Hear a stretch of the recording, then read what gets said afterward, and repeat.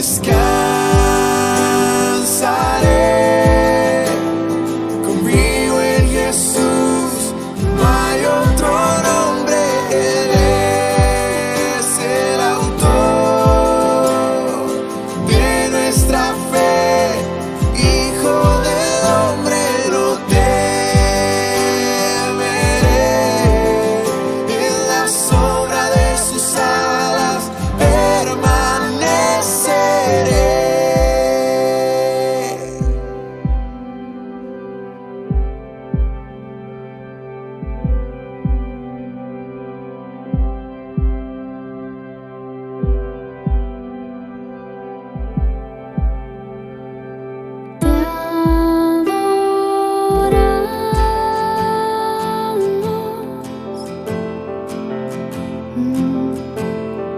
Eres digno, está escrito,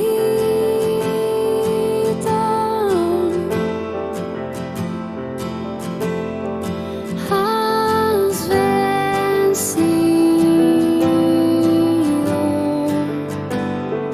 te adoramos, eres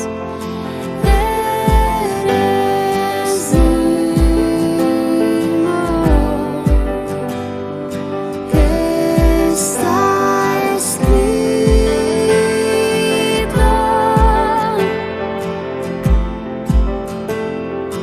has vencido,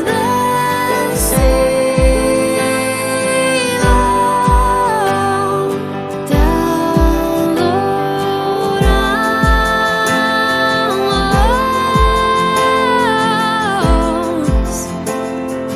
eres digno, digno Dios, está escrito,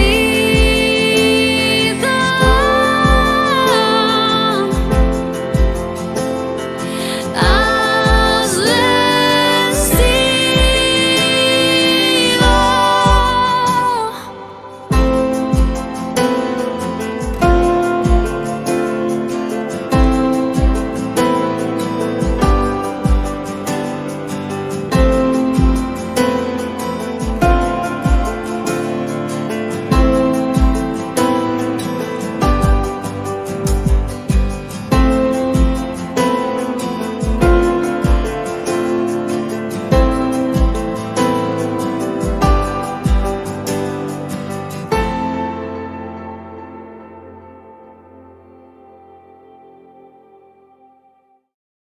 Bendiciones, amados hermanos. El Padre Eterno les continúe bendiciendo.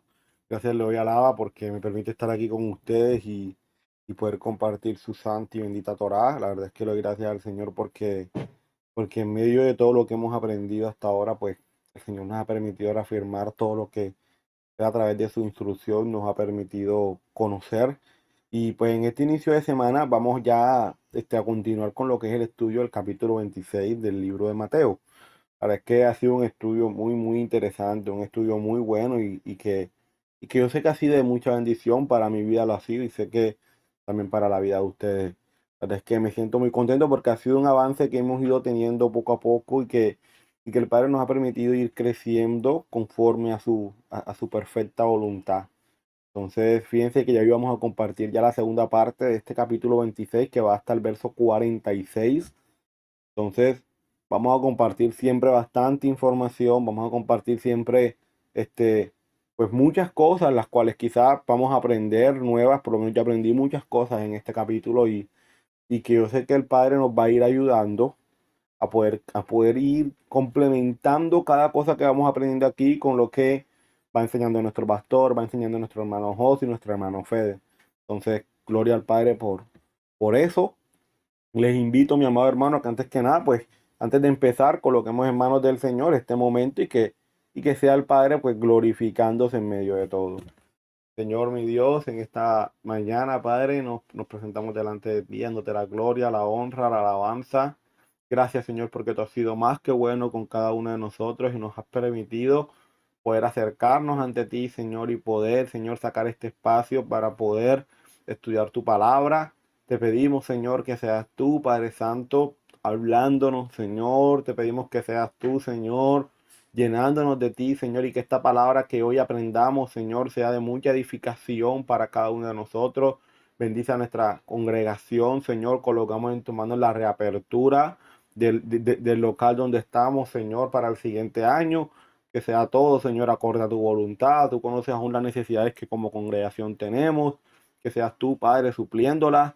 Ayúdanos a serte fiel, Señor, siempre en lo que tu palabra demanda de nosotros y a vivir cada día conforme a ella, Señor. Bendice a nuestro país.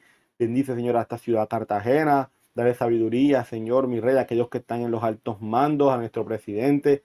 A él, Señor, dale sabiduría para poder, Señor, llevar este país con sabiduría, Señor, con esa sabiduría que proviene de lo alto.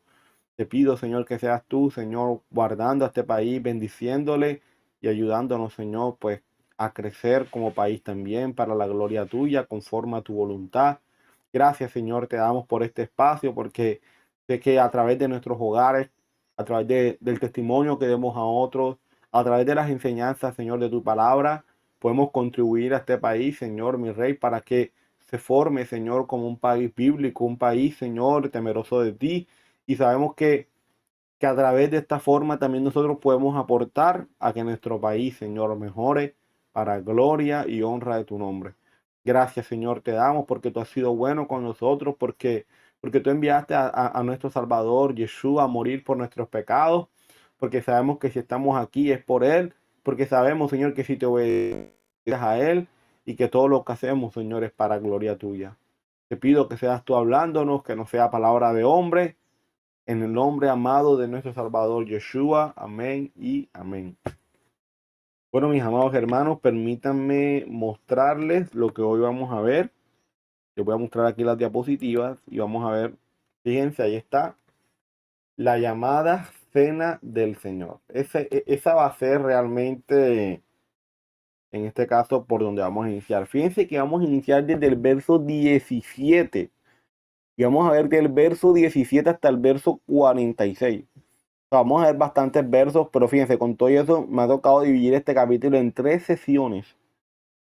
Tres sesiones para poder, pues, terminarlo, porque la verdad es que ni en dos sesiones daba para poder terminar este capítulo, ya que primero es bastante extenso. De hecho, creo que en versículos es el más extenso de todos, de todo el libro de Mateo.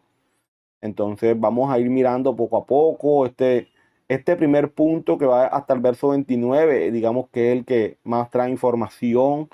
Y ya pues lo que vamos a ver después es algo más entendible, algo más, por decirlo así, sencillo de comprender, pero que de igual forma tiene sus detalles también para tener en cuenta. Entonces, mis amados hermanos, vamos a iniciar del verso 17 al verso 29.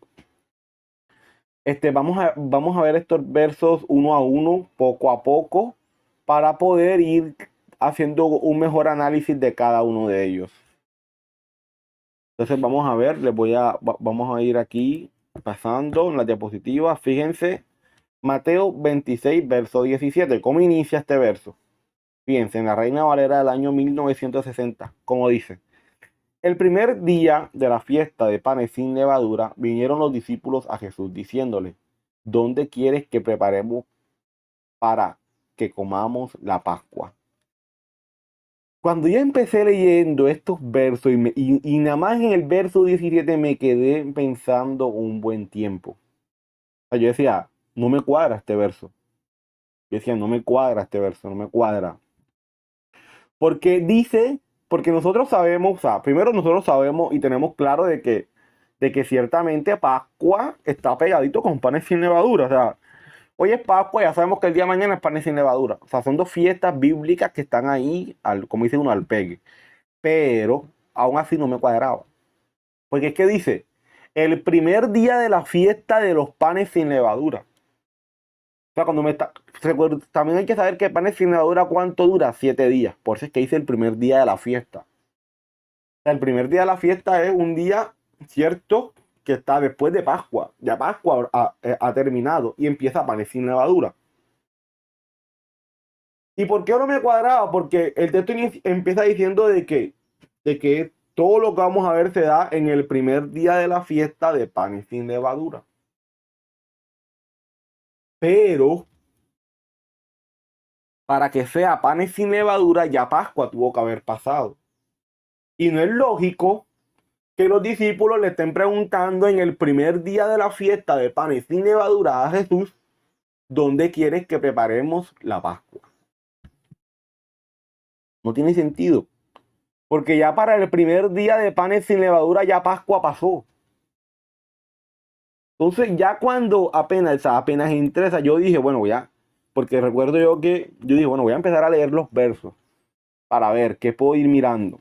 Y empecé, y nada más me quedé en el verso 17 y ya dije, ya, aquí hay un tema que me tengo que frenar y mirar bien qué está sucediendo. Y comparar también, porque empecé a comparar. Y me di cuenta de algo, mi amado hermano. Y es que es una mala traducción del texto. Eso es una mala traducción del texto. Y vamos a ver por qué. Fíjense.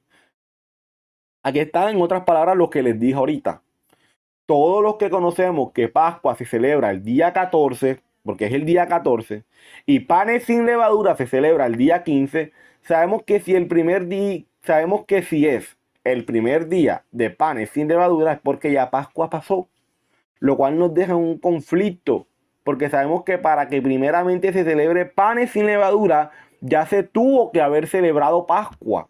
Y Pascua no había sucedido hasta el momento, porque todavía Yeshua no se había entregado como ese cordero pascual. O sea, ¿cómo es que me va a decir el texto que es el primer día de panes sin levadura cuando ni siquiera Pascua todavía en sí había llegado?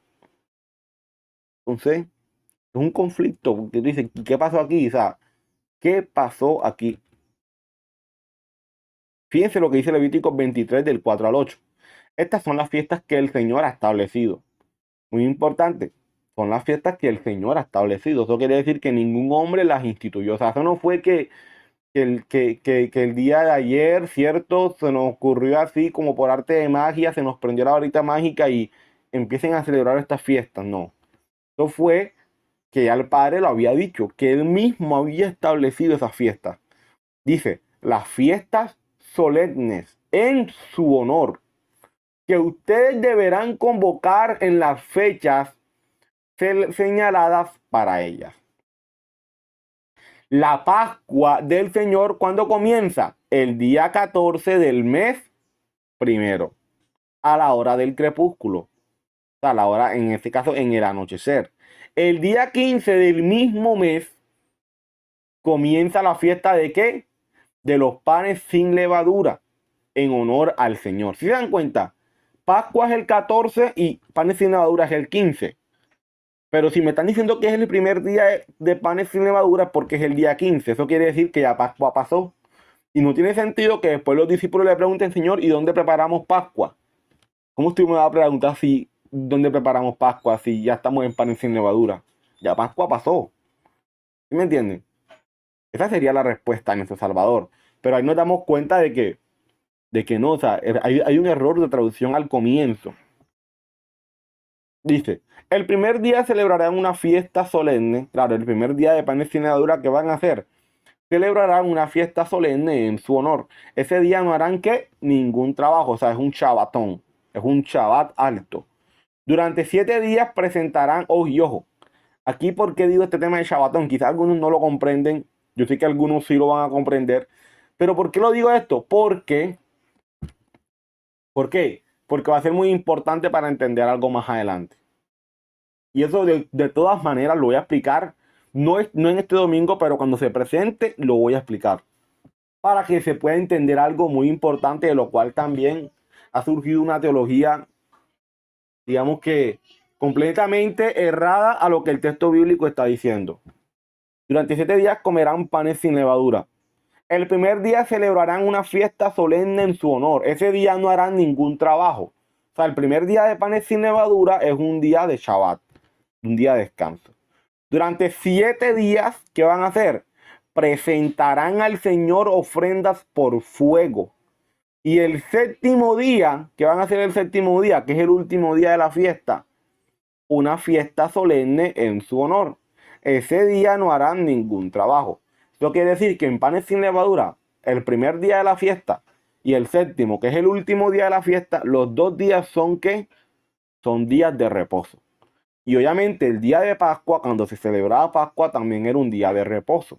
También era un día de reposo. Entonces eso es muy importante saberlo.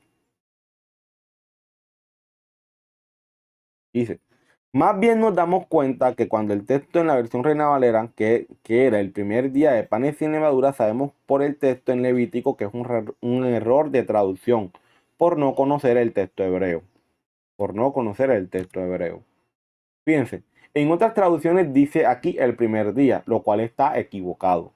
Los traductores, debido a su ignorancia a la práctica hebraica, casi universalmente,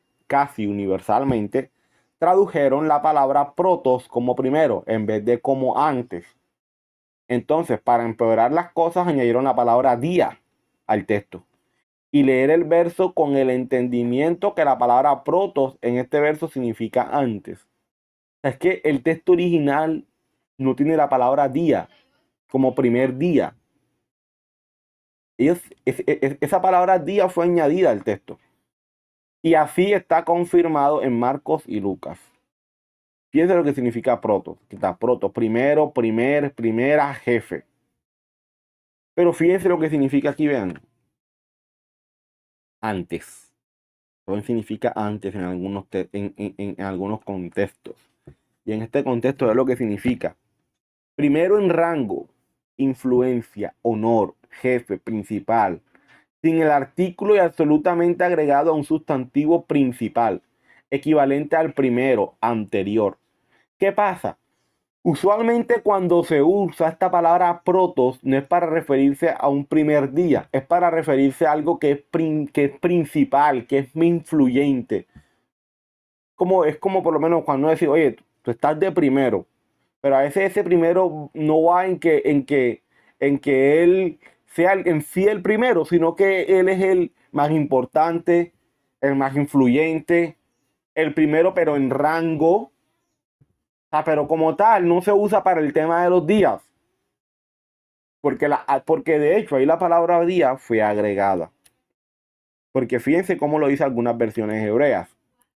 Aquí está las escrituras restauradas en el nombre verdadero.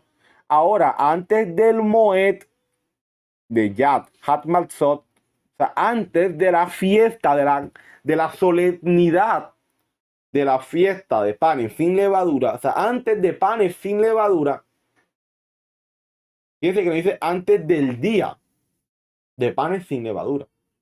Porque la palabra día en hebreo es Job, que en este caso es día, si no estoy mal. Me pueden corregir, mis amados hermanos, pero si no estoy mal, o sea, no es Moed, porque la palabra Moed tiene que ver con fiesta, solemnidad. Antes de la solemnidad, antes de la fiesta de panes sin levadura, claro, antes de la fiesta, es que debe ser antes de la fiesta. Se acercaron los talmidim, los discípulos, a Yeshua, diciéndole, ¿dónde quieres que te preparemos para comer el qué? El seder de Pesach. Entonces, aquí nos damos cuenta claramente de que dentro del entendimiento hebreo y las versiones hebreas, corroboramos de que el texto ahí no es que dice y el primer día de panes sin levadura, como lo traduce la gran mayoría, sino que antes de panes sin levadura, antes de la solemnidad de panes sin levadura.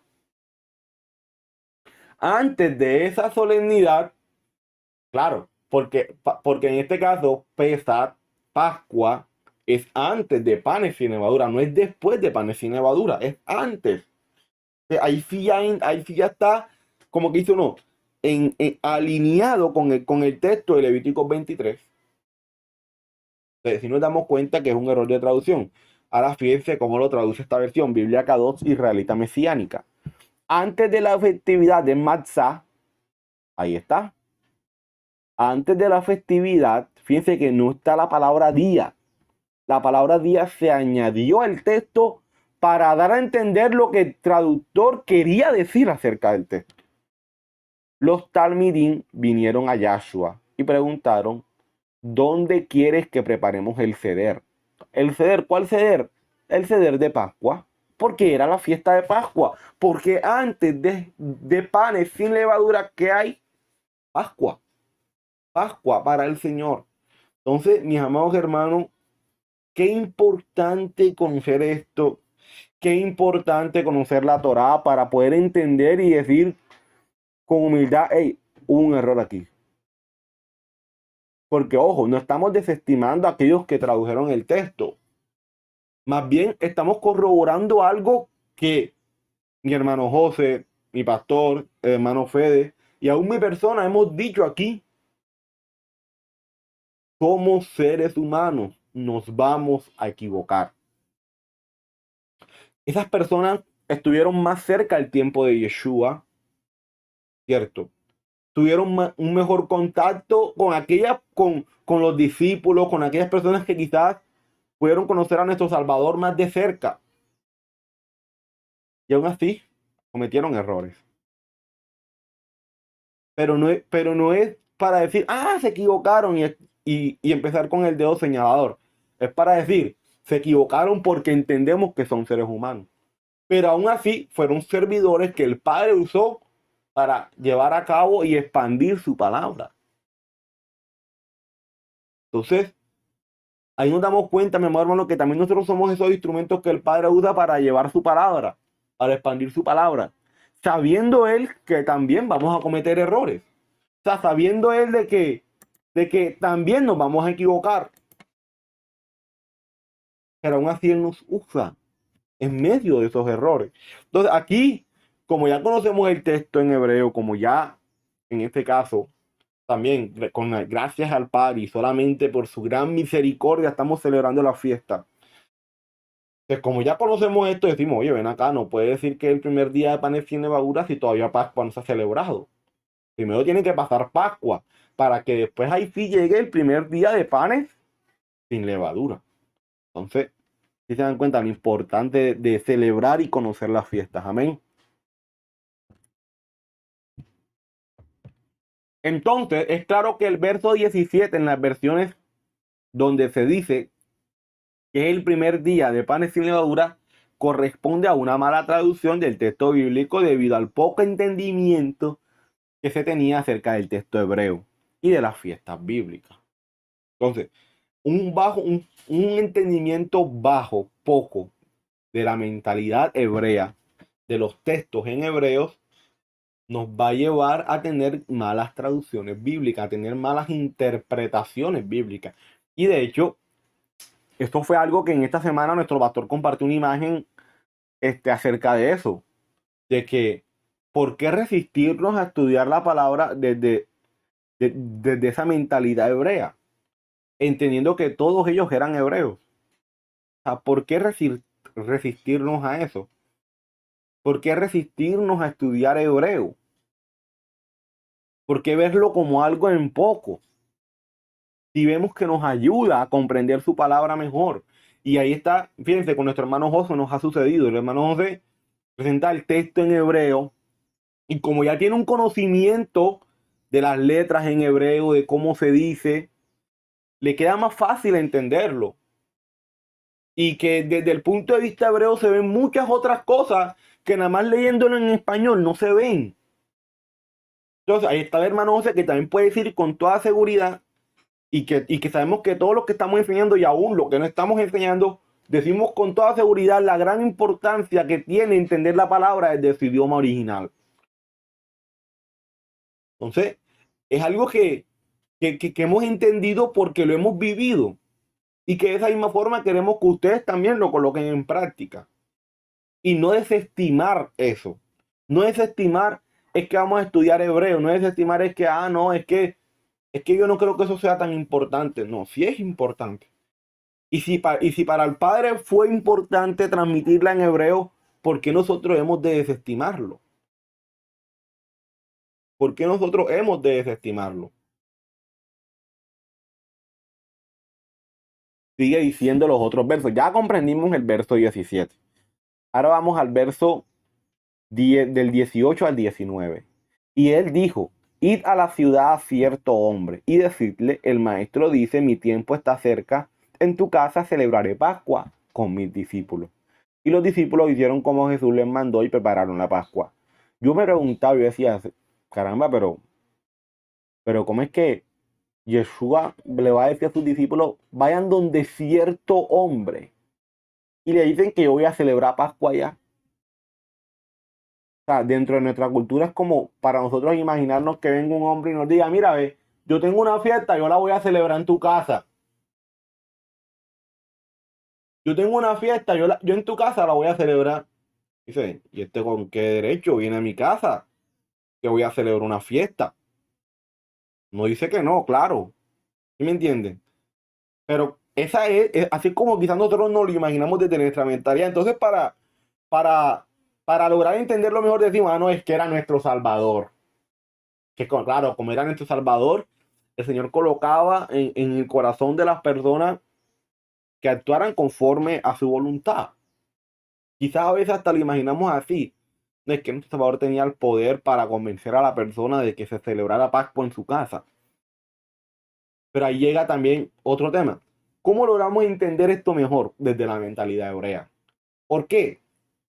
Porque desde la mentalidad hebrea comprendemos que usualmente Pascua se celebraba dentro de las casas y a veces compartían hermanos. O sea, el vecino se iba a la casa del vecino a celebrar Pascua. Recuerden que dice el Señor en la instrucción de que si en este caso el cordero debía ser conforme a qué? Conforme al número de la familia, ¿cierto? Y que si en este caso el cordero pues fuese mucho, lo has de compartir con tu hermano. Entonces, en ese compartir con tu hermano, a veces el hermano se iba a la casa del otro hermano a compartir Pascua y celebraban Pascua en su casa juntos. O sea que en tiempos de Pascua, para la celebración de Pascua, era normal que vecinos, conocidos, se reunieran a compartir Pascua. Se reunieran a compartir Pascua. Entonces, cuando nuestro Salvador les dice, vayan donde cierto hombre, no fue que los discípulos cogieron al azar un hombre, porque ojo, aquí también entra algo. No se dice que hombre, dice cierto hombre. Pero no es que Yeshua llegó perdón, los discípulos llegaron donde cierto hombre, es que mira, aquí vamos a celebrar Pascua. Seguramente ellos llegaron donde algún conocido, algún vecino. Aquí, nuestro Salvador dice que vamos a celebrar Pascua. Y como ya Yeshua tenía la fama de ser el Mesías, pues claro, con más gusto lo aceptaban. Sí, claro, con mucho gusto, ven, aquí celebramos. ¿Pero por qué? Porque en la celebración de Pascua era normal que los vecinos se juntaran a celebrar. Y más cuando la familia era pequeña. Cuando la familia era pequeña. Entonces era algo normal en ese entonces para celebrar Pascua, que se reunieran vecinos, hermanos, venga, celebremos Pascua. Eso era algo normal en ese entonces. Entonces, si no entendemos eso tampoco, va a ser difícil también comprender cómo es que Jesús les va a decir a sus discípulos que donde cierto hombre. ¿Me entienden?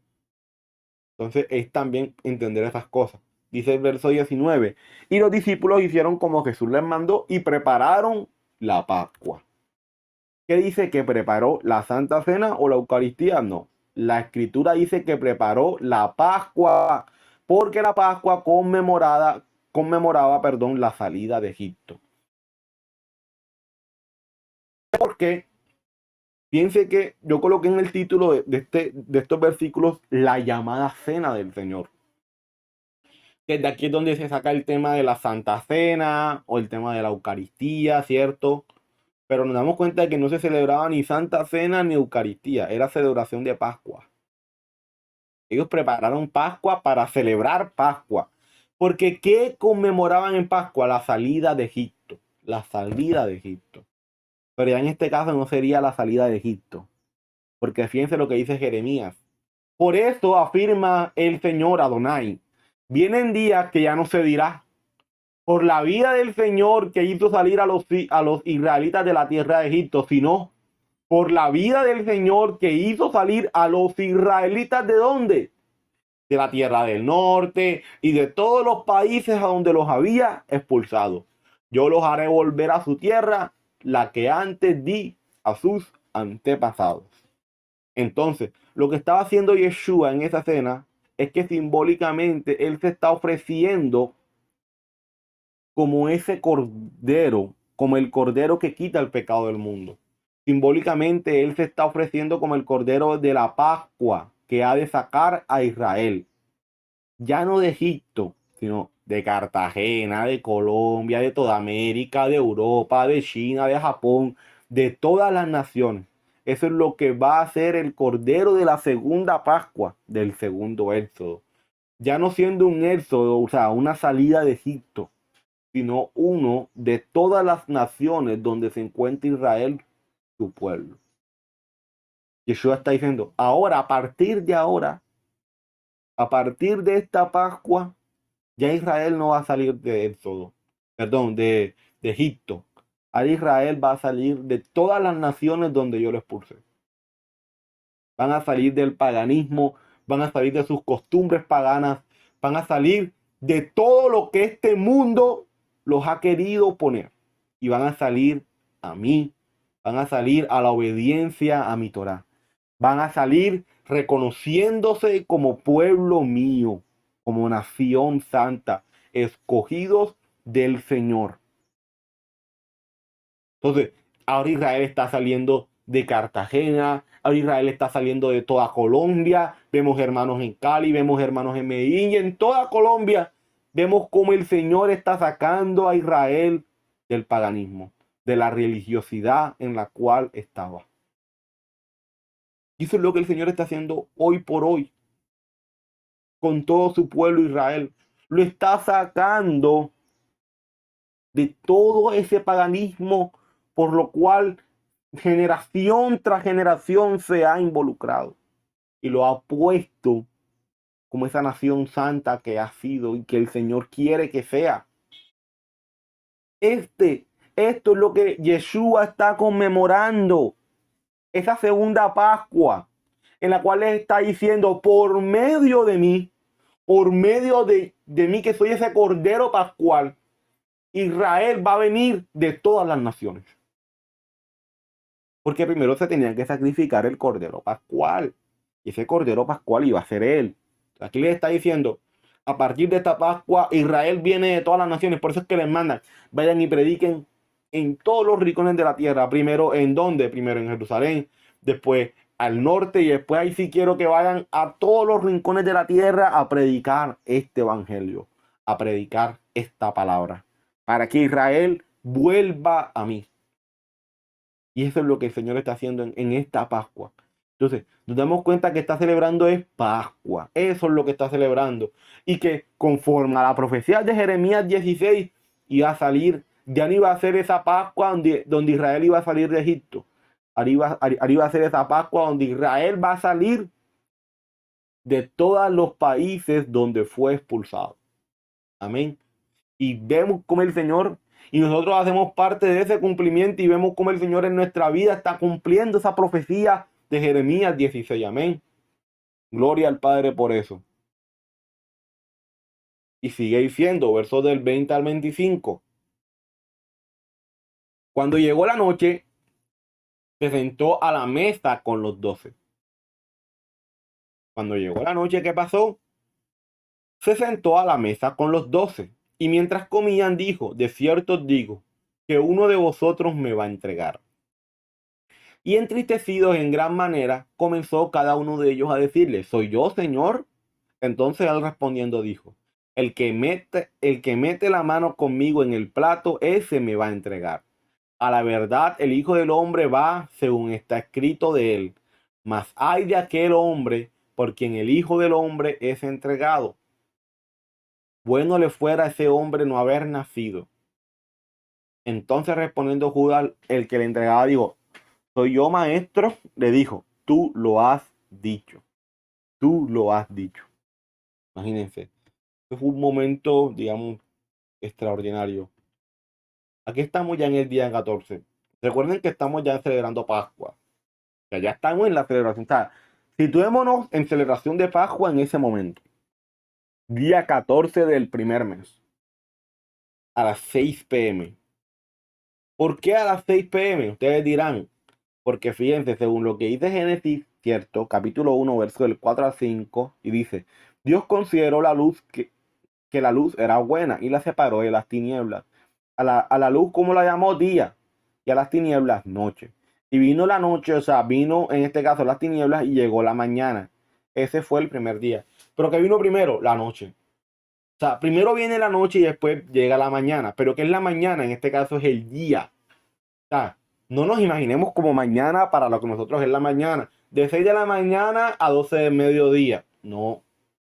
La mañana para el Señor es todo el día. ¿Y qué es todo el día? En este caso, más o menos entre 5:30 y 6 de la mañana, que ya está esclareciendo, hasta las 6 de la tarde del día siguiente, que ya se oculta el sol y viene nuevamente la noche. Entonces, dentro del calendario del Padre Eterno, dentro del calendario y la forma como se contaban los días de la manera hebrea, ¿cierto? Nos damos cuenta que el día empieza ¿a qué hora? A las 6 p.m. aproximadamente. Ojo, todo esto es un aproximado. ¿Por qué lo digo que es un aproximado? Porque uno dice, oye, Jacob, pero el sol no cae totalmente a las 6. A las 6 tú no todavía ves el sol. Y eso es cierto. Digamos que yo me he puesto a ver muy bien, como que a tratar de ver y más o menos a qué hora está cayendo el sol. Siempre está cayendo por ahí como entre 6:30, 6:50. Entre 6:30 y 6:50 ya está totalmente oscuro. Por eso digo, es un aproximado. Es un aproximado. De 6 p.m. hasta 6 p.m. O sea, desde las 6 p.m. del día 14 hasta las 6 p.m. de lo que para nosotros es el día siguiente, ¿cierto? Todo ese lapso de tiempo es día 14. A las 6:01 ya es día 15. Ojo, eso desde la mentalidad de ellos. O sea, para nosotros los días se cuentan diferentes, pero en este caso estamos estudiando, ¿cierto? Algo que fue del siglo I a un siglo -1 como tal, y pues tenemos que tener pues esto en cuenta, cómo ellos contaban el tiempo, cómo ellos veían las cosas, para ellos qué significaba esto, en fin. O sea, en otras palabras, nos toca es tratar de meternos en la mentalidad de ellos para poder comprenderlos a ellos. Yo no puedo llevarlos a ellos a mi tiempo, porque son dos cosas completamente diferentes. Entonces, aquí, ¿por qué les puse esto? Por esto, fíjense. Porque les quise armar esta línea de tiempo. Les quise armar esta línea de tiempo para que fuese nuestra guía, en este caso, en lo que va a empezar de aquí en adelante, no solamente en este capítulo, sino en los capítulos que siguen hasta terminarlo, porque recuerden que estamos ya hasta el hasta el capítulo 28. O sea, ya terminamos este capítulo el próximo domingo y ya empezamos 27 y después 28. O sea, ya estamos ya a nada de terminar Mateo. Entonces quise armar esta línea conductora hasta allá para ver cómo nuestro Salvador empieza a cumplir cada una de las cosas en los tiempos establecidos. Entonces, empezamos, fíjense, a las 6 p.m. del día 14, ¿qué hace nuestro Salvador? Hace la cena de Pascua con sus discípulos, que fue lo que vimos, ¿cierto? Hizo la cena con ellos, aquí les dice que uno de ellos ha de entregarlos y todo lo demás. ¿Quién es el que había que entregarlo? Pues Judas Iscariote. Judas había de entregarlo. Dentro de la omnisciencia del Padre se sabía quién había de entregarlo. Pero en Judas estuvo el hacer mal y en querer entregar a Yeshua. Aquí vemos algo muy importante porque lastimosamente a veces se toma este texto para decir, y es que ciertamente el Señor escoge, ¿cierto? Escoge a sus hijos, los aparta. Pero en cada uno de nosotros el Señor coloca el hacer bien o el hacer mal. O sea, siempre está en nosotros una responsabilidad como tal, independientemente de todo. Que sí, que es el Padre quien abre nuestro entendimiento. Que sí, que es el Padre quien nos permite comprender su palabra y con la ayuda de su rúa obedecer. Eso es cierto. Pero nosotros siempre va a haber la responsabilidad. Siempre. Y son dos cosas que no podemos deslindar. Porque de hecho, aún como le enseñaba a nuestro hermano José, o sea, nuestro hermano José decía algo muy importante al final de la enseñanza y es que nosotros debemos meditar cómo estamos esperando en el Señor. Y el meditar cómo estamos esperando implica analizarme a mí mismo y decir, ¿cómo estoy delante del Padre? No es decir, es que dentro de la soberanía del Padre estaba que yo hiciera mal. Dentro de la soberanía del Padre estaba que yo hoy no orara, me levantara para mi trabajo sin orar. Eso estaba dentro de la soberanía del Padre. Dentro de la soberanía del Padre estaba que yo infringiera el día de reposo. O sea, con la soberanía del Señor queremos excusarnos en todo. Entonces, ¿qué pasa? Aquí entra algo muy importante. Sí, el Señor es soberano. Sí, el Señor es omnisciente. Él lo sabe todo. Él conoce nuestro corazón, lo escudriña. Y por eso sabe cómo hemos de actuar en cada situación. Pero está en nosotros la responsabilidad de, como dice Pablo, de luchar, de perseverar en esa carrera de la fe, en esa carrera de la obediencia, en esa carrera de la emuná. Y tenemos que esforzarnos cada día.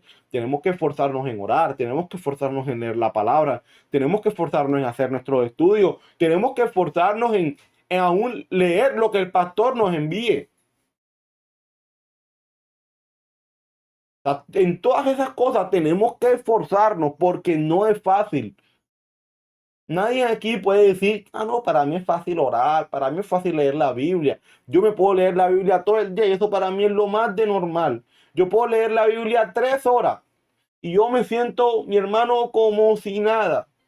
No podemos decir eso porque sabemos que no es así, porque sabemos que nos cuesta orar, porque sabemos que nos cuesta leer la palabra, porque lo sabemos, pero aún así nos esforzamos en hacerlo. Porque esta carne nos quiere llevar a hacer otras cosas, a perder el tiempo, a dormir todo el día, a estar acostados todo el día. Pero el Espíritu siempre va a estar dispuesto, amén, para querer obedecer al Padre. Entonces, Judas es responsable de lo que hizo. Porque en él estuvo el hacer lo malo. En él estuvo hacerlo, amén. Fíjense lo que dice Mateo del 26 al 27. Estamos en el verso 27. Mientras comían, tomó Jesús el pan y bendijo y lo partió y dio a sus discípulos y dijo, tomad, comed esto en mi cuerpo. Y tomando la copa y habiendo dado gracias les dio diciendo, bebed de ella todos. El hecho de que Jesús haya bendecido el pan se muestra claramente que sigue una tradición hebrea. Bendecir el pan es una tradición judía como tal, para que lo tengan en cuenta, ¿sabes? Jesús como buen judío bendijo el pan. Partir el pan, por ejemplo, también es una tradición judía. Eso es una práctica de una tradición judía que, como vemos, Yeshua la está llevando a cabo y no porque en ese momento la haya inventado. Era una práctica que venía de hace mucho tiempo atrás. Yeshua no estaba tomando una cosa redonda para elevarla ni nada de eso. Yeshua estaba partiendo el pan sin levadura conforme al mandamiento para la celebración de Pascua. Ese era un pan sin levadura que Yeshua estaba partiendo. Porque según el mandamiento, habría que tener pan sin levadura para la festividad de Pascua. Y es aquí donde entra muy importante entender los elementos para celebrar Pascua. Porque vamos a ver que por lo menos nosotros diremos, por lo menos yo decía, bueno, ven acá, en Pascua también hay que tener las hierbas amargas. Yo no voy a Yeshua comiendo hierbas amargas con sus discípulos, pero es porque era él quien iba a tragar, quien iba a tomar ese trago amargo. ¿Sí me entienden? El tema de la copa, que él ahí mismo dice lo que simboliza. Más adelante vamos a ver lo que él mismo dice que simboliza la copa. Entonces vamos a ver el tema del pan, ¿cierto? Como Yeshua dice que coman el pan, que este es mi cuerpo. ¿Por qué Yeshua dice que el pan es su cuerpo? ¿Por qué? ¿Qué simboliza el pan en Pascua? Vamos a ver. ¿Qué simboliza el pan sin levadura en Pascua? Todas esas cosas hay que entenderlas. Y aquí donde llega la importancia de entender los elementos para celebrar Pascua. Y yo sé, mis amados hermanos, que todos los que hemos celebrado Pascua en estos años, pues ya tenemos un mejor entendimiento de lo que el significado de cada uno de estos elementos. Amén. Fíjense lo que dice Éxodo 12:8. Y aquella noche, si se dan cuenta, en el inicio del día, en la noche, cuando empieza Pascua, que a las 6 p.m., como se los había comentado, comerán la carne asada al fuego. Ahí está la carne asada. ¿Por qué Yeshua no come esa carne asada? ¿Quién iba a hacer ese cordero que iba a ser sacrificado? Yeshua mismo. ¿Cierto? Y panes sin levadura. Ahí están los panes que Yeshua está partiendo. Son los panes sin levadura que se hacen para celebrar Pascua. Con hierbas amargas lo comerán. Ahí están las hierbas amargas.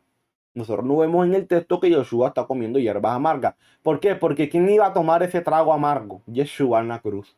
Y eso lo vamos a ver más adelante. Ahora vamos a ver el significado de cada elemento porque vamos a ver cómo cada elemento simboliza algo. Y eso es lo que Yeshua está haciendo en ese momento de Pascua con sus discípulos. La carne asada al fuego es la representación del Cordero que se sacrifica y muere por nosotros. Jesús, nuestro Salvador. Amén. Ahí está. Yeshua iba a ser ese Cordero. Iba a ser sacrificado. O sea, por eso es que Yeshua no está comiendo carne con sus discípulos en ese momento. Porque él iba a ser ese Cordero que iba a ser sacrificado. Amén. Pan sin levadura. El pan sin levadura representa el cuerpo de nuestro Salvador, el cual es un cuerpo sin levadura, o sea, sin pecado, acepto para ser entregado al Padre por nuestros pecados. Recuerden que el pan sin la levadura representa el pecado, ¿cierto? Eso lo vamos a ver ahorita en un texto de Pablo. La levadura representa el pecado. Y eso también está en la Torá, pero realmente les trae fue el texto de Pablo. Me pasó a haberles traído el texto de la Torá. De igual forma yo les estaré compartiendo el texto en la Torá donde el Padre cómo simboliza la levadura como el pecado en sí. Entonces ahí está el pan sin levadura. Como el pan no tiene levadura, quiere decir que es un pan sin pecado. Por eso es que Yeshua les dice, este es mi cuerpo. O sea, este es mi cuerpo. El pan sin levadura representa mi cuerpo. Porque mi cuerpo, yo mismo soy sin pecado alguno. Por lo tanto, mi cuerpo es acepto al Padre. Porque es un cuerpo sin pecado. Sin pecado alguno. Ahora bien, aquí ya entendemos el significado de la festividad de pan sin levadura.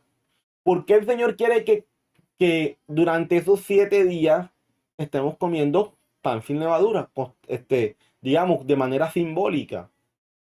Porque el Señor lo que quiere en esos 7 días, más allá de comer pan sin levadura, es que meditemos, ¿cierto? Meditemos en nosotros y veamos cuál es esa levadura que pueda haber en nuestro corazón. Al Padre no le agrada. Levadura de odio, de rencor, de rencilla, de no obediencia. ¿Cuál es esa levadura que hay en nuestro corazón? Y eso es lo que el Padre quiere que meditemos en esos 7 días. Y si Él lo estableció así, es porque es importante. Porque ahora no es decir, no es que yo medito en eso todos los días de mi vida. Amén, hermano, perfecto, está bien. Pero es bonito decir, yo medito en eso todos los días de mi vida, pero teniendo en cuenta que el Señor estableció una fiesta también para eso. Y esa también la obedezco. Pero que hacemos más allá también de recordar ese pecado, de recordar que en nuestro corazón está esa levadura y que en esos 7 días, Padre, ayúdanos a sacar esa levadura de nuestro corazón. Nos acordamos de algo muy bonito y es de nuestro Salvador.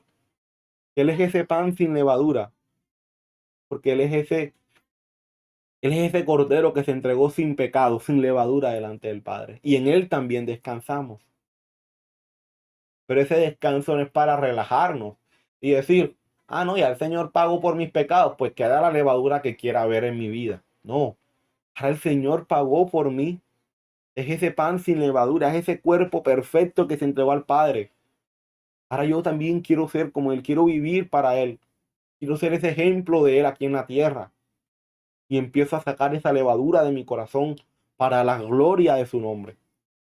Eso es el pan sin levadura, lo que representa. Por eso Yeshua dice, este es mi cuerpo, este es mi cuerpo. O sea, este es mi cuerpo que es sin pecado, sin levadura alguna. Y fíjense que eso lo vemos en 1 Corintios 5, del 6 al 7, del 6 al 8. No es buena vuestra jactancia. ¿No sabéis que un poco de levadura leuda toda la masa? Limpiaos pues de la vieja de levadura, para que seáis nueva masa, sin levadura como sois. Porque nuestra Pascua está. ¿Cuál es el centro de la Pascua? Que es Cristo, que ya fue sacrificado por nosotros. Así que celebremos la ¿qué? La fiesta. Yeshua y Pablo nos está diciendo que no celebremos la fiesta. No, él está diciendo, celebren la fiesta, pero sabiendo que nuestra Pascua es Cristo. Así que celebremos la fiesta, no con la vieja levadura, ni con la levadura de malicia y de maldad, sino con panes sin levadura, de sinceridad y de verdad. Amén. Gloria al Padre por eso. Ahí está, hay que celebrar Pascua. Una fiesta hermosa, divina, una fiesta la cual yo sé que todos nos regocijamos. Amén. Hierbas amargas. Representan la amargura que se vivió en estos años en Egipto, en el mundo, en el pecado. Y que ahora sería Yeshua quien tome esas hierbas amargas por nosotros en la cruz. Amén. Las hierbas amargas, ¿qué simbolizan, mi amado hermano? Simbolizan lo amargo que fue estar en el mundo. Lo amargo que fue estar en el pecado. Pero que en esa cruz era Yeshua quien iba a tomarse ese trago amargo. No era nosotros. Era Yeshua quien iba a tomar el trago amargo. Por eso es que él no comparte las hierbas amargas con sus discípulos. Porque él iba a ser quien tome ese trago amargo en la cruz. Entonces, fíjense, ahí están las hierbas amargas y lo que simbolizan. El jugo de uvas o vino representa el gozo de nuestra salvación. El ver a Yeshua derramando cada gota de sangre por nosotros. Amén. Las 4 copas. Aquí entra algo muy importante porque esto que está aquí va a ser muy importante comprenderlo para lo que después Yeshua va a decir. ¿Por qué? Porque en Pascua se tomaban 4 copas. 4 copas se tomaban. ¿Por qué 4 copas? ¿Por qué ustedes creen que se tomaban 4 copas? Y ojo, si ustedes se dan cuenta, en la Torah no dice que hay que tomarse 4 copas. Pero, o sea, teniendo en cuenta que Pascua es la salida de Egipto, el pueblo se toma 4 copas. En relación a los 4 verbos que vemos en Éxodo, capítulo 6, verso del 6 al 7. Fíjense lo que dice. Por tanto dirás a los hijos de Israel, yo soy Jehová, y yo os sacaré. Ahí está el primer verbo. El primero es sacar. Yo te voy a sacar de debajo de las tareas pesadas de Egipto. O sea, yo te voy a sacar de Egipto. Y os libraré de su servidumbre. Ahí está, segundo verbo, librar. Y que sigue después. Y os redimiré con brazo extendido. Ahí está el tercer verbo, redimir. Y con juicios grandes. Y os tomaré. Cuarto verbo, tomar. Y os tomaré por mi pueblo y seré vuestro Dios. Y vosotros sabréis que yo soy Jehová vuestro Dios, que os sacó de debajo de las tareas pesadas de Egipto. Entonces, ¿por qué se toman 4 copas? Primera simboliza que el Señor ha de sacar a su pueblo de Egipto. La segunda simboliza que el Señor los ha de librar del pecado. La tercera simboliza que el Padre nos ha comprado, nos ha redimido como su pueblo. Amén. Y la cuarta es que el Señor nos va a tomar como su pueblo. Y eso es muy importante saberlo. Que se tomaban 4 copas. Ahora bien, ¿por qué va a ser muy importante saberlo? ¿Por qué creen ustedes que va a ser importante saberlo? Por algo que después ahorita nuestro Salvador va a decir. Y ahí es donde va a ser importante saber esto. Porque esto es mi sangre del nuevo pacto. Ahí está. ¿Qué simboliza la copa? Pues la sangre del Señor, la cual es derramada. Por eso es que la copa es el gozo, o sea, el gozo de nuestra salvación. El gozo de que a través de esa sangre preciosa, Yeshua nos redimió, nos compró como su pueblo. Que por muchos es derramada, ojo, por muchos, no por todo el mundo, por muchos. Muchos no es todos. Muchos es muchos. No todos, sino muchos. De entre esos todos. Que por muchos es derramada para remisión de los pecados. Y os digo que desde ahora no beberé más de este fruto de la vid. O sea, dice, ya no voy a beber más de este fruto. Hasta aquel día en que lo beba nuevo con vosotros en el reino de mi Padre. Ya no voy a beber más de este fruto de la vida hasta cuando lleguen, en este caso, las bodas del Cordero. Y la pregunta, ¿cuál es el nuevo pacto? Porque es que dice, porque esta es mi sangre del nuevo pacto. Dice, ¿nuevo pacto? ¿Dónde? ¿Dónde está eso? Porque yo les digo algo, mi amado hermano, y yo siempre se los he dicho. Yeshua no se inventó nada. O sea, él dice, yo vine a hablar las palabras que mi padre me mandó a decir. O sea, lo que él me dijo que dijera, yo lo voy a decir. Eso yo no me lo inventé. Y eso es muy importante. ¿Por qué? Porque fíjense, este nuevo pacto ya había sido anunciado en detalle por el profeta Jeremías. Por el profeta Jeremías. Yo quise quedarme con los textos claves, pero lo vamos a ver. El profeta Jeremías lo dice. ¿En qué consiste el nuevo pacto? ¿Y con quién es el nuevo pacto? Jeremías 31 del 31 al 36, ¿qué dice, mis amados hermanos? ¿Qué dice? Y aquí es donde extraño en gran parte la presencialidad con ustedes, porque aquí dice, bueno, hermano, entonces entre todos vamos leyendo, vamos analizando.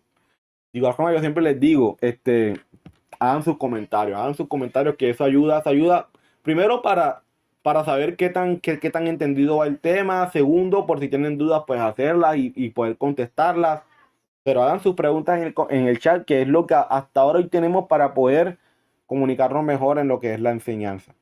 Y que pues esperemos con la gloria del Padre que para el próximo año sea presencial y pues la comunicación, las preguntas y todo lo demás sea muchísimo mejor para la gloria del Señor. Amén. Porque todo es para la gloria de Él. Jeremías 31 del 31 al 36 que dice, he aquí vienen días, dice Jehová, en los cuales haré que nuevo pacto, el nuevo pacto que está diciendo Jesús en Mateo 26.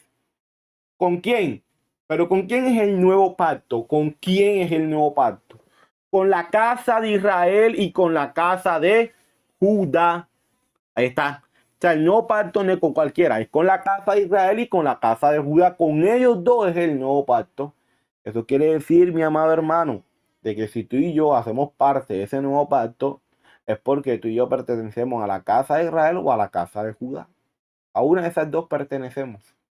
No como el pacto que hice con sus padres el día que tomé su mano para sacarlos de la tierra de Egipto. Ojo, el problema estuvo en el pacto, no, el problema está aquí, porque ellos invalidaron mi pacto. Ellos invalidaron mi palabra, me desobedecieron. Aunque fui yo un marido para ellos, dice Jehová. Pero este es el pacto que haré con la casa de Israel, las 12 tribus, después de aquellos días.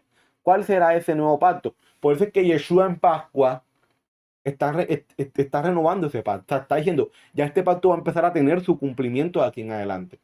Voy a tomar a Israel de todas las naciones, como lo dice Jeremías 16, y empecemos este nuevo pacto. O sea, cuando digo que empecemos, es que a partir de ahora se va a empezar a llevar a cabo, a llamar a Israel de entre todas las naciones.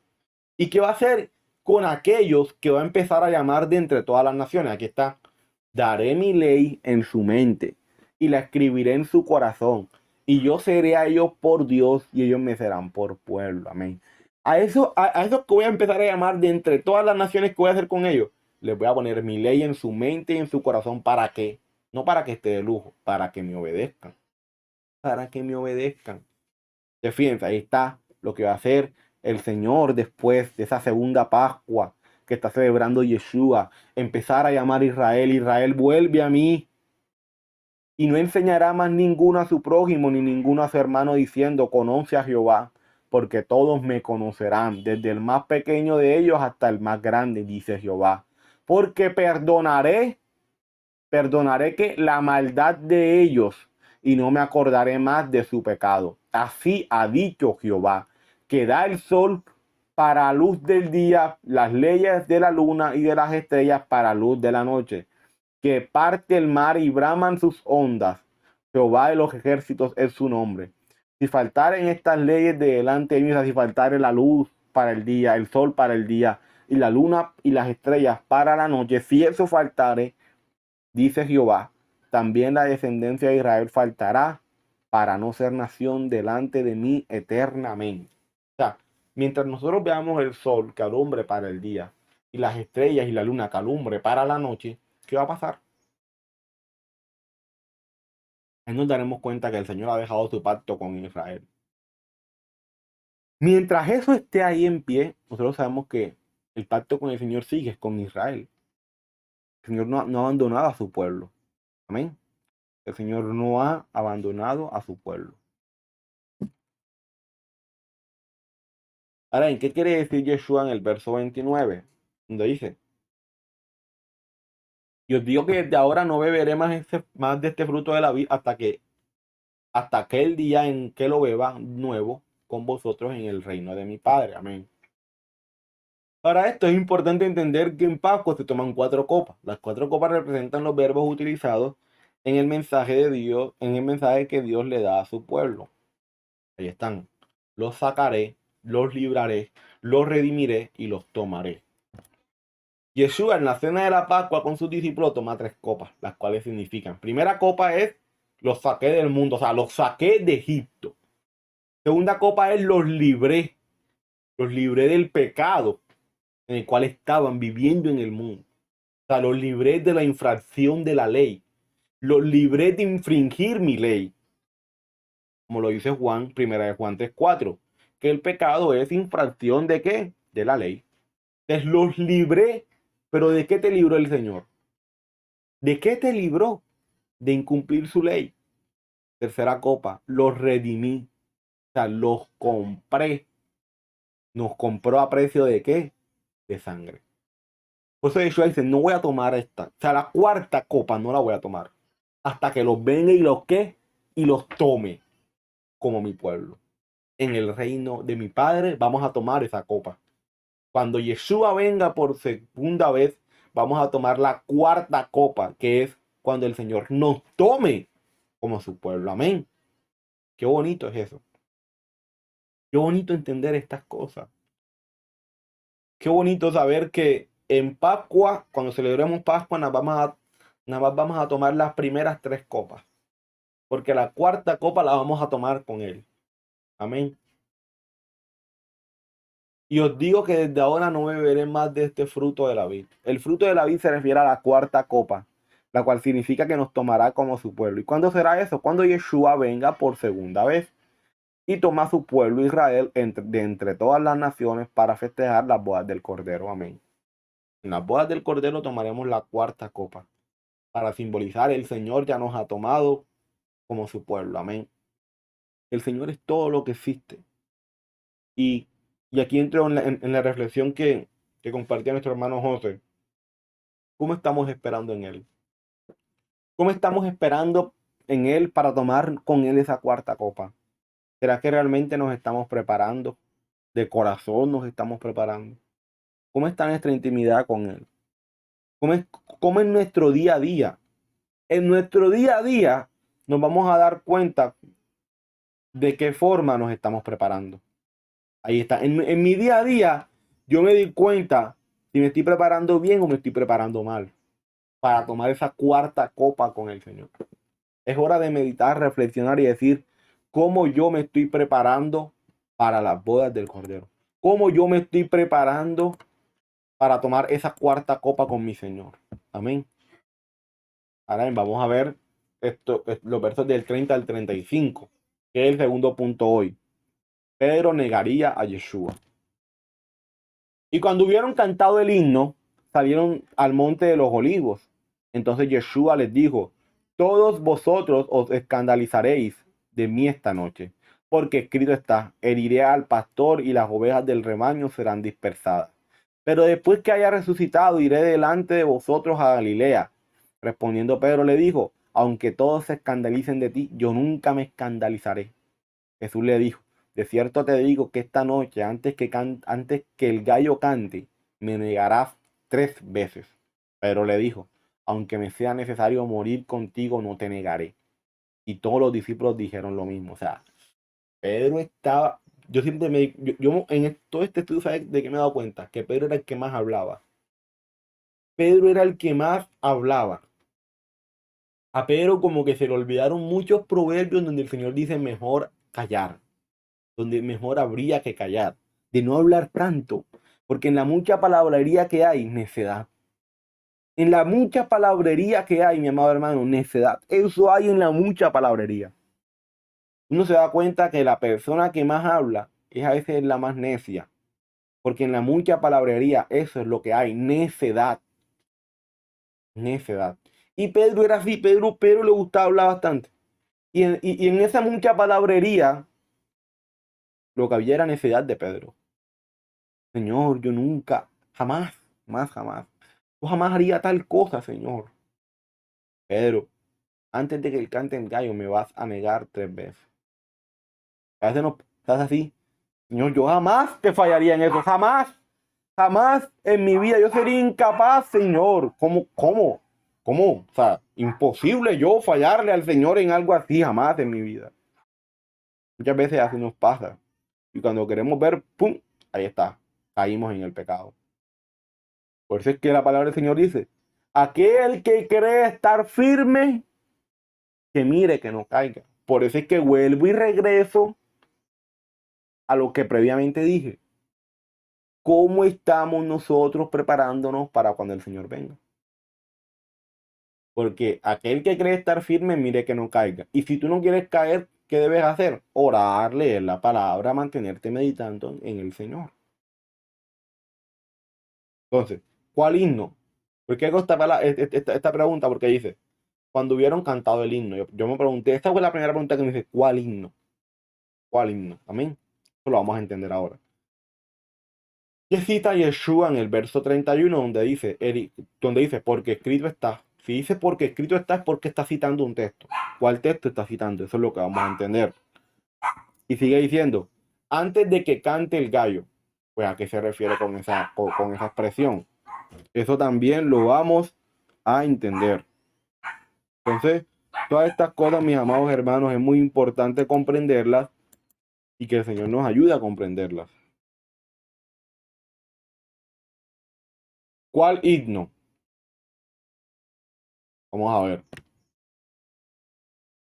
En hebreo, la palabra himno es la palabra halel, la cual también se traduce como alabanza. Ahí está. Ahí está. La palabra himno significa halel. En este caso se traduce como alabanza también, o como himno también se traduce. Este recitado en Pascua es un himno recitado por los israelitas en las grandes solemnidades, que comprende los salmos 113 al salmo 118. O sea, fíjense, cuando dice que cantaron el himno, no fue que estaban cantando una alabanza que en ese momento se inventaron. Ellos estaban cantando lo que decía el salmo 113 y el salmo 118. Salmos que estudio que estamos teniendo con nuestro hermano José. Por eso es muy importante mantenernos ahí siempre mirando los estudios de los demás hermanos. Entonces ahí está, que comprende los salmos del 113 al 118. Hay dos versiones. El Jalel completo,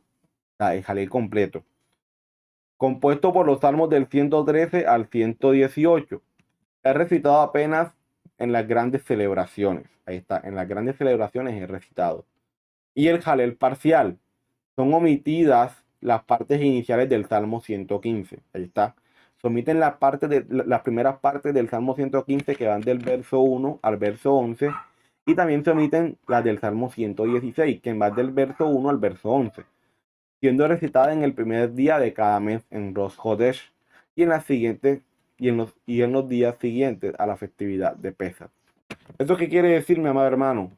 Que en este caso en particular, nuestro Salvador estaba recitando el Jalel completo, o sea, el himno completo, que va desde el capítulo 113 de Salmos hasta el capítulo 118 de Salmos. O sea, pues es que nosotros vemos, ¿no?, que la Santa Cena, y a veces como lo estamos leyendo así de corrido, pensamos que eso fue nada más un momentico. Eso tomó tiempo. Eso tomó tiempo. Esa cena del Señor tomó tiempo.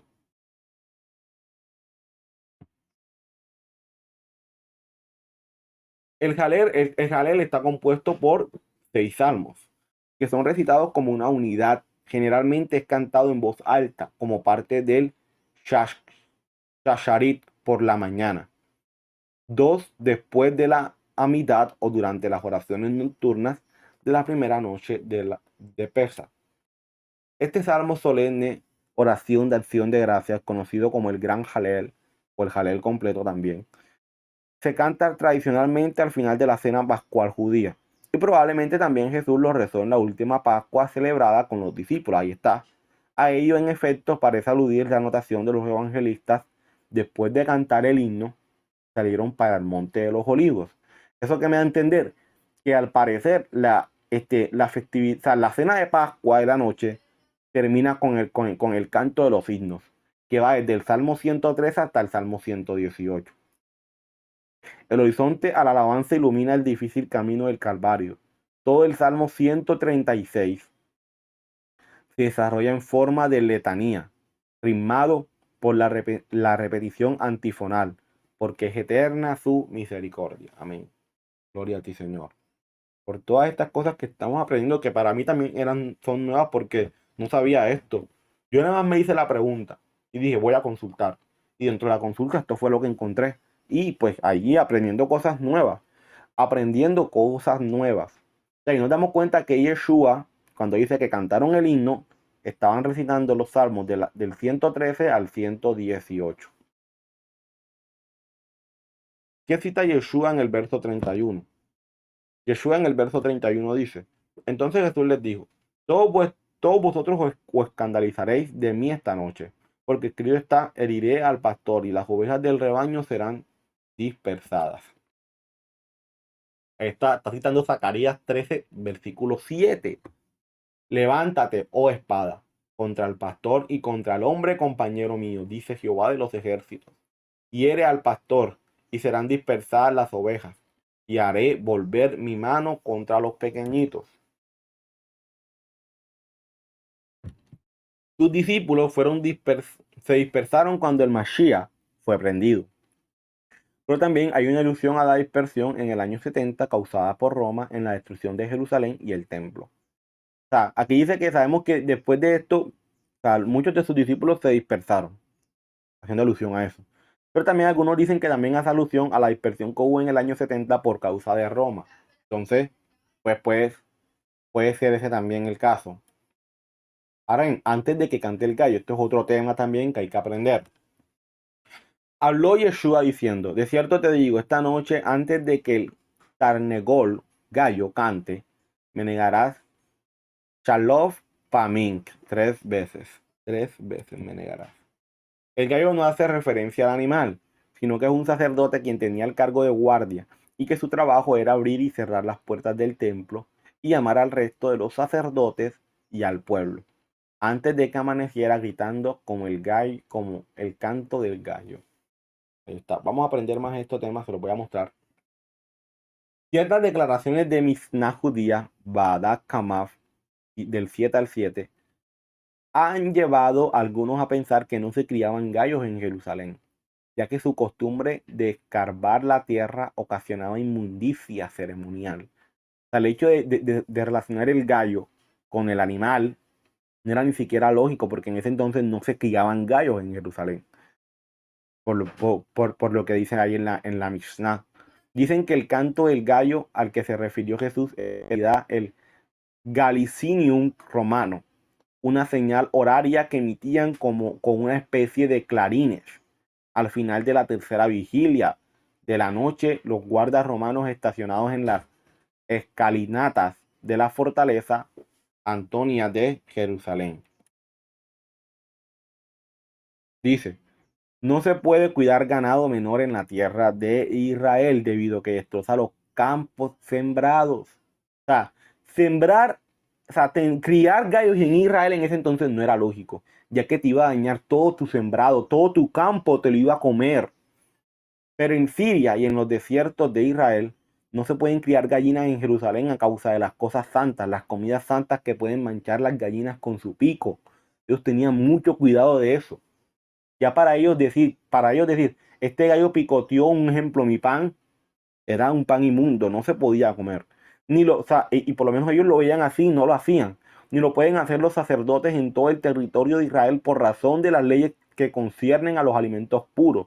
No se pueden criar cerdos en ninguna parte, nadie puede criar perros a no ser que lo tenga atado con cadena. No se pueden tender lazos a las palomas a no ser a más de 30 ris, que es la séptima parte de una milla.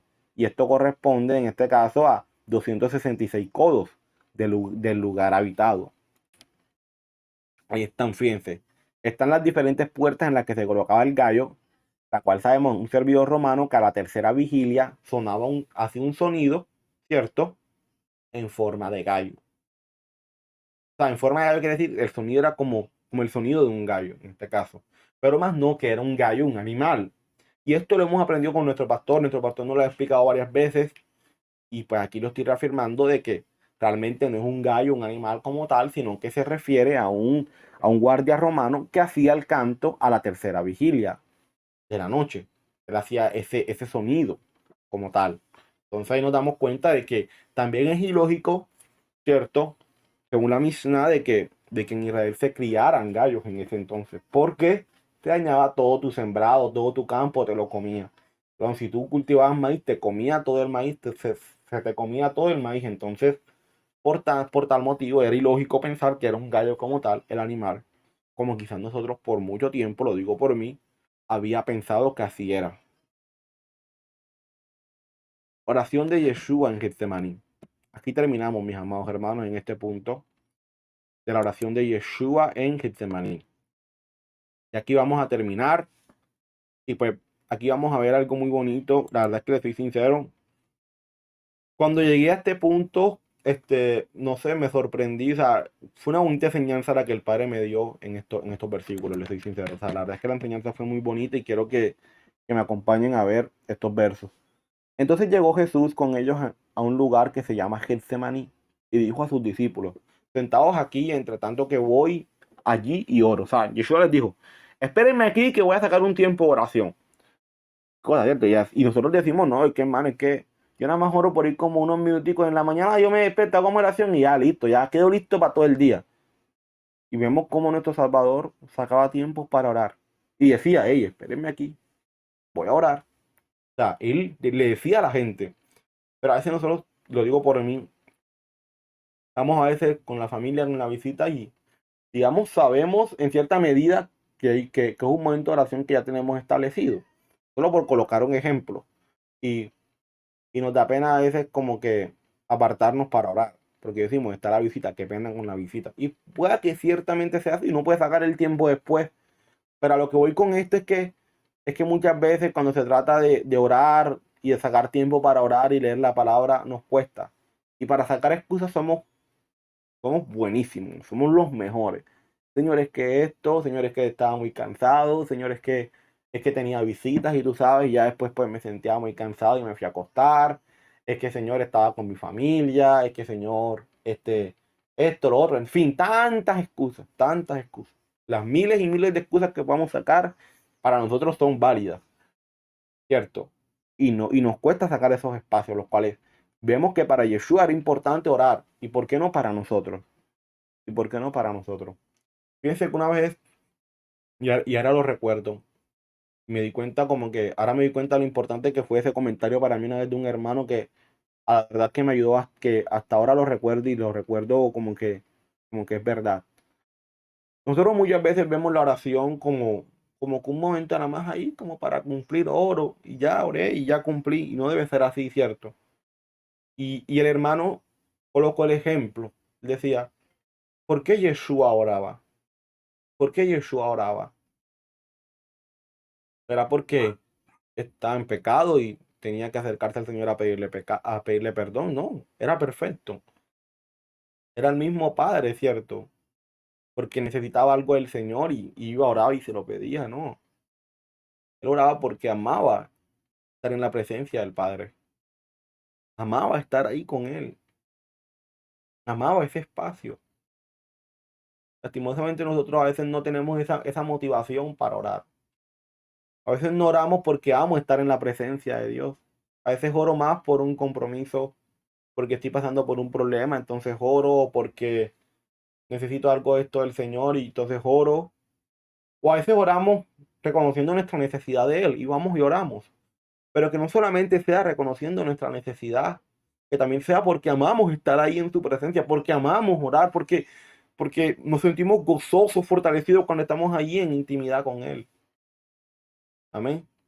Que esa sea nuestra motivación, más allá de que sabemos que lo necesitamos, de que sabemos que la oración es importante, más allá de eso, que sea por eso. Amén. Y tomando a Pedro y a los dos hijos de Zebedeo, en este caso que son Juan y Jacobo, comenzó a entristecerse y a angustiarse en gran manera. Entonces Jesús les dijo, mi alma está muy triste hasta la muerte. Quedaos aquí y velad conmigo. Yendo un poco delante, se postró sobre su rostro, orando y diciendo, Padre mío, si es posible, pasa de mí esta copa. Pero no sea como yo quiero, sino como tú quieres. Amén. O sea, así es como debemos orar. Señor, que no sea mi voluntad, que no sea lo que yo quiero, que sea lo que tú quieras que sea. Vino luego a sus discípulos y los halló durmiendo, diciendo a Pedro. O sea, cuando Cristo va a sus discípulos ya estaban durmiendo y le digo a Pedro, Así que no habéis podido velar conmigo una hora. O sea, ya Yeshua llevaba una hora orando. Una hora orando llevaba Yeshua. Y ellos no pudieron aguantar la hora de oración. Que le dice el Señor, velad y orad para que no entréis en tentación.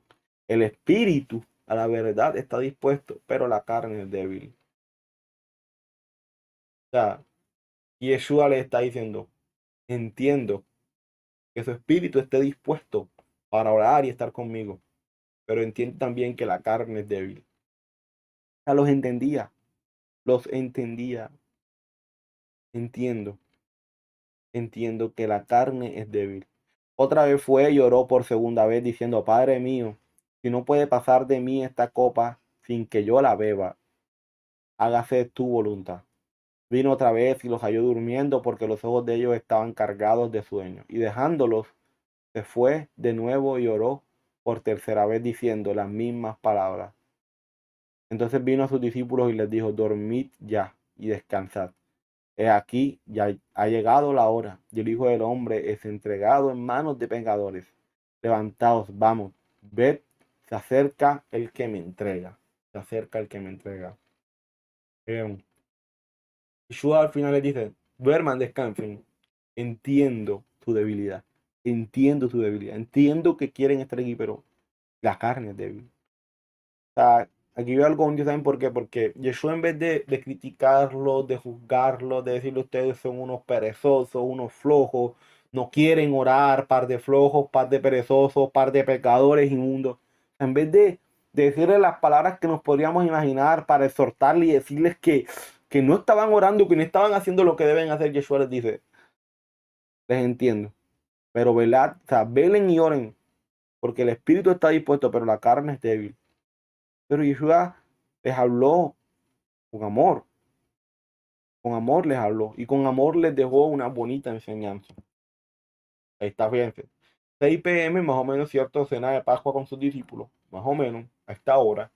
Y puse 12 p.m. porque puse un aproximado. El texto no dice hora realmente, pero es para ir llevando la secuencia.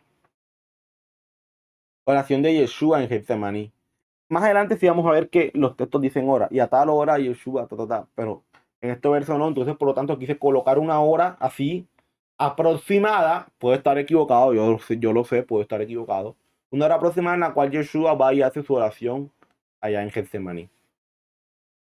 Aquí está el cuadro, el mapa de Getsemaní, fíjense, aquí está, aquí a las afueras del templo de Jerusalén, está ahí. Aquí está el punto rojo donde nos muestra Jerusalén. Lugar en la falda occidental del Monte de los Olivos, donde Jesús oró con agonía poco antes de ser arrestado. Quizás recibió su nombre de una prensa de aceite que había en la zona. Se cree que pudo haber pertenecido a uno de los discípulos de Cristo, ya que el Señor lo usaba frecuentemente como un lugar de retiro favorito. El sitio tradicional es la sección inferior de la ladera del Monte de los Olivos, que está inmediatamente al este del puente, porque por el camino, por el que el camino de la puerta de San Esteban de Jerusalén cruza el valle del Cedrón. Todo es tomado de la página web Biblia Todo.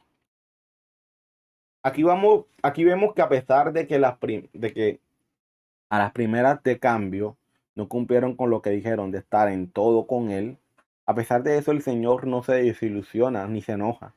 Simplemente entiende que aunque ellos quieren, no pueden.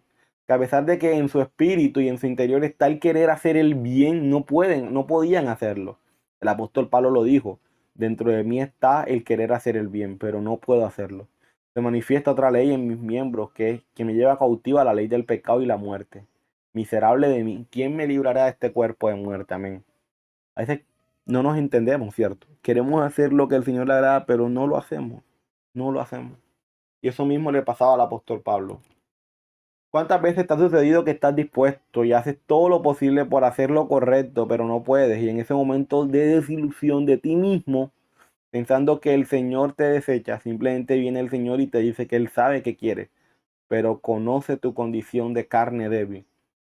Muchas veces queremos, pero muchas veces no actuamos conforme a lo que realmente queremos, que es agradar al Padre. Pero el Señor nos entiende. Pero ojo, esto es muy importante porque ahora no es decir, yo sé que el Señor me entiende. Mano, y no está orando, no, hermano, pero yo sé que el Señor me entiende, no. Ahora no es tomar su misericordia como que, o sea, como dice uno, oye, te doy la mano y te quieres coger todo el brazo. Sí mismo. El Señor te da un poco de misericordia, tiene un poco de misericordia contigo y tú quieres tomarle todo. No, es entender que el Señor es misericordioso, pero a la vez entender que tú tienes que ser diligente en orar y en leer la palabra del Señor. Llega un momento en que Yeshua le dice que ya no estén luchando porque seguramente estaban luchando con su conciencia. Por un lado estaban queriendo orar, aunque sea una hora, pero no podían. El Señor les dice que descansen y que no se preocupen. El contexto cronológico vamos a ver que en este momento en que ellos ya se habían quedado dormidos a descansar, Él fue a orar por ellos. En ese momento de debilidad en el que ellos no pudieron más, Él fue a orar por ellos, la famosa oración de Juan en el capítulo 17. Y vamos a terminar viendo esta oración de Yeshua en Juan en capítulo 17. Porque esa es la oración que Yeshua hace por ellos. Cuando ven que ya ellos están débiles, que no pueden más. En ese momento, que Yeshua ve ese momento de debilidad en ellos, Yeshua va y ora. Pero esa oración que hace es la oración que está en Juan 17. La escritura dice que en ese momento Yeshua se encuentra a la diestra del Padre, está orando, intercediendo por nosotros. Lo mismo cuando le digo a sus discípulos que durmieran y descansaran. Podemos saber que en este lapso Yeshua hizo esta oración del capítulo 17 de Juan, porque en el capítulo 18 viene la descripción del arresto, que es lo que ocurre después. Así que se deduce que en el capítulo 17 se habla de un momento en el que él tomó para orar por sus discípulos. Estas son las cosas que Yeshua pidió por sus discípulos. Sin embargo, ¿sabías que Yeshua oró por ti y por mí? Eso es lo que vamos a ver ahora en esta oración. Juan 17. Aquí vamos a terminar en leer esta oración que es tan maravillosa esta oración y la vamos a leer, fíjense. Estas cosas habló Yeshua a Jesús y levantando los ojos al cielo dijo, Padre, la hora ha llegado, glorifica a tu Hijo, para que también tu Hijo te glorifique a ti, como le has dado potestad sobre toda carne, para que dé vida eterna a todos los que le diste. Y esta es la vida eterna. ¿Cuál es la vida eterna? Que te conozcan a ti, el único Dios verdadero, y a Yeshua HaMashiach, Jesucristo, a quien has enviado. Amén. ¿Qué es conocer al Padre? Pues es vivir conforme a su palabra. Verso 4. Yo te he glorificado en la tierra y he acabado la obra que me diste que hiciese. Ahora pues, Padre, glorifícame tú al lado tuyo, con aquella gloria que tuve contigo antes que el mundo fuese. Verso 6. He manifestado tu nombre a los hombres de que el mundo me diste, tuyos eran y me los diste, y han guardado tu palabra. Amén. Ellos guardaban la palabra del Señor. Ellos guardaban la palabra, ellos guardaban los mandamientos, ellos guardaban el día de reposo, ellos guardaban todos los mandamientos que el Padre les había dado. En eso se manifiesta un discípulo del Padre, en que guarda su palabra. Ahora han conocido que todas las cosas que me has dado proceden de ti, porque las palabras que me diste les he dado, y ellos las recibieron, y han conocido verdaderamente que salí de ti, y han creído que tú me enviaste. Yo ruego por ellos, no ruego por el mundo, o sea, no ruego por aquellos que no te han de conocer, sino por los que tú me diste, porque tuyos son. Y todo lo mío es tuyo y todo lo tuyo mío. Y he sido glorificado en ellos. Y ya no estoy en el mundo, mas estos están en el mundo. Y yo voy a ti, Padre Santo, a los que me has dado, guárdalos en tu nombre, para que sean uno así como nosotros. El Padre lo que quería es que su pueblo sea uno. El Padre no quiso el poco de denominaciones que hoy vemos. Él lo que ha querido siempre es que Israel vuelva a ser uno, como en un momento lo fue. Así como Yeshua y Alaba son uno. Amén. Son Ejad. Y sigue diciendo, cuando estaba con ellos en el mundo, yo los guardaba en tu nombre. O sea, yo les enseñaba, yo los cuidaba que estuviesen caminando en obediencia. A los que me diste, yo los guardé. Y a ninguno de ellos se perdió, sino el hijo de perdición, para que la escritura se cumpliese. Ahí está Judas. Pero ahora voy a ti y hablo esto en el mundo, para que tengan mi gozo cumplido en sí mismo. Yo les he dado tu qué, tu palabra. Yeshua nos ha dado la palabra del Padre. Ahí está. Y el mundo que hizo los aborreció. ¿Cuántas veces no hemos sido aborrecidos porque estamos guardando los mandamientos del Señor? Porque ellos no son del mundo. Es normal que el mundo nos aborrezca, porque no somos del mundo. Como tampoco yo soy del mundo. No ruego que los quites del mundo, sino que los guardes del mal, del pecado. ¿Y qué es el pecado? Infracción de la ley. El mal es el pecado, es infringir los mandamientos. El Señor dice, no ruego que los quites del mundo, sino que los guardes de infringir los mandamientos que yo le estoy dando.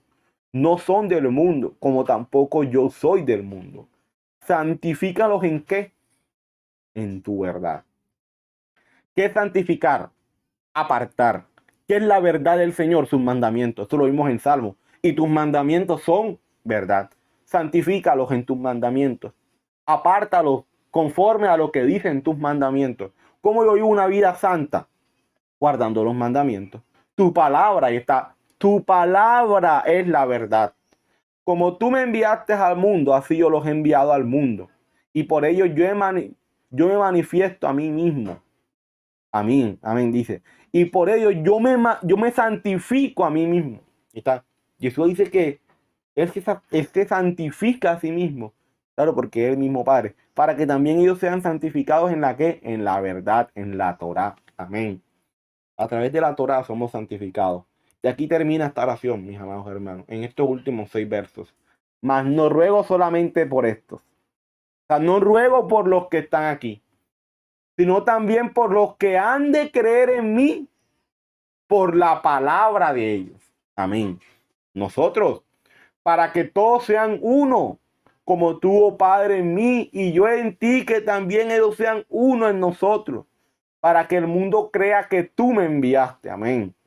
La gloria que me diste yo les he dado, para que sean uno, así como nosotros somos uno. Yo en ellos, tú en mí, para que sean perfectos en que en Ejad. Amén. Para que el mundo conozca que tú me enviaste y a los que has amado a ellos como también a mí me has amado. Padre, aquellos que me has dado, quiero que donde yo estoy también ellos estén conmigo, para que vean mi gloria que me has dado, porque me has amado desde antes de la fundación del mundo. Padre justo, el mundo no te ha conocido, el mundo no ha querido obedecer tus mandamientos, el mundo no ha querido obedecer tu verdad, el mundo no ha querido santificarse bajo tu palabra, pero yo te he conocido y estos han conocido que tú me enviaste y les he dado a conocer tu nombre y lo daré a conocer aún para que el amor con que me has amado esté en ellos y yo en ellos. Amén. Gloria al Padre por esta hermosa, hermosa enseñanza. La verdad es que es como Yeshua ahora por nosotros, Señor. Quiero que sean uno en ti. Padre, quiero que ellos se santifiquen a través de tus mandamientos, a través de tu verdad. O sea, es algo hermoso, mis amados hermanos, algo divino y que es lo que Yeshua quería. ¿Cuál era el deseo de Yeshua cuando él partiera? Que su pueblo sea uno, que Israel sea uno y que nosotros obedezcamos su verdad, su palabra, sus mandamientos. Ese fue el deseo de Yeshua, el cual clamó al Padre antes de ser arrestado.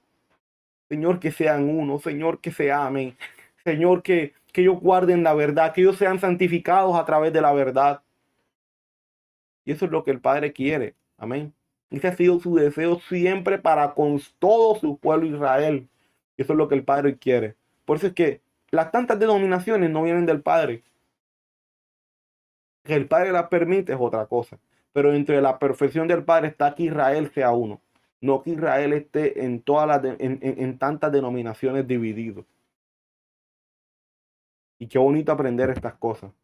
Y que el Padre sea ayudándonos a seguir creciendo, a seguir avanzando y a cada día vivir una vida que a Él le agrade. Amén. La verdad es que ha sido una enseñanza hermosa.